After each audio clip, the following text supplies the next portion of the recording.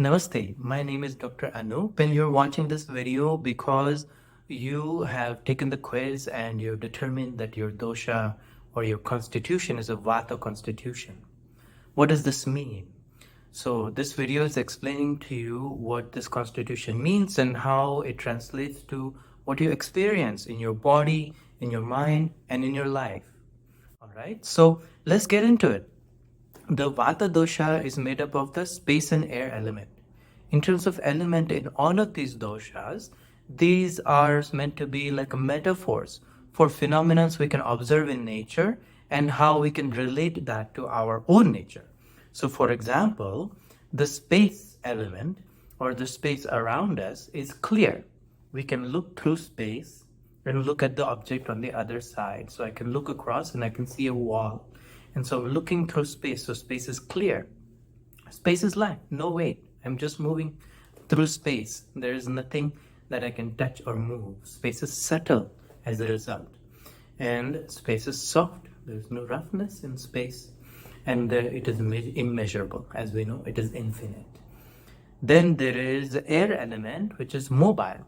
It is always moving.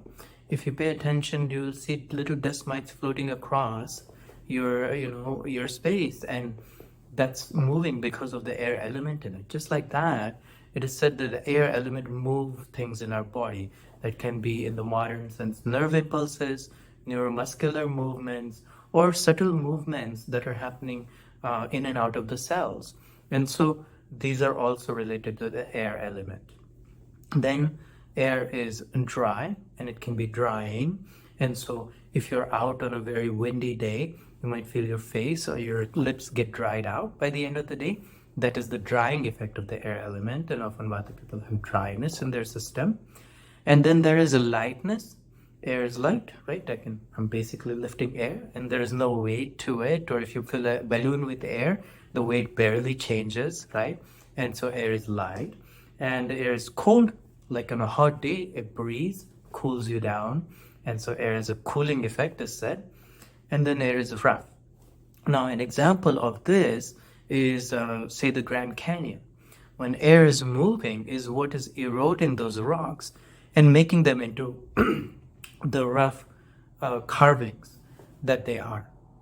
So in that way, air is considered to be rough. So between the space and air elements, this gives the Vata dosha the qualities of lightness, subtlety, mobility, variability or changeability, dryness, roughness, boldness, and instability.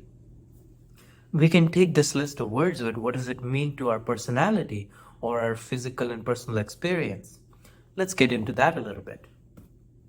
So, for example, lightness of Vata dosha can be experienced in, say, often feeling ungrounded, physically or energetically or mentally, the tendency to become anxious. But lightness can also relate to a thin body frame. So generally they tend to be thin and lightweight and don't gain weight very easily. It can also mean being silly or joking, or Vata people often like to sing or dance or play around. They don't like things getting very serious or things getting very bogged down. It's very uncomfortable for Vata people. And so they like to be light in their mood too. Mobility can be someone who is constantly moving around, has to be busy, has to be doing something or other. Their mind is constantly busy with ideas and thoughts and things they need to do. It can be unstable. So much busyness can cause instability because you can get ungrounded and you can't keep clarity of, like, I was doing this, then I got distracted with that, and then I was doing this, and then this first thing got left behind, right? Not finishing tasks, that can be an aspect of it. Changeability is another aspect of mobility, like you change your mind very easily, or have a sudden impulses to do something, and so you change directions very quickly. That can be a thing. Dryness I mentioned, and dryness related to roughness. If your skin is dry, it's rough too. It's not as smooth, and so that relates to the dryness. Then there is the subtlety, and there's the gift of Vata, which they're imaginative and creative and highly sensitive people.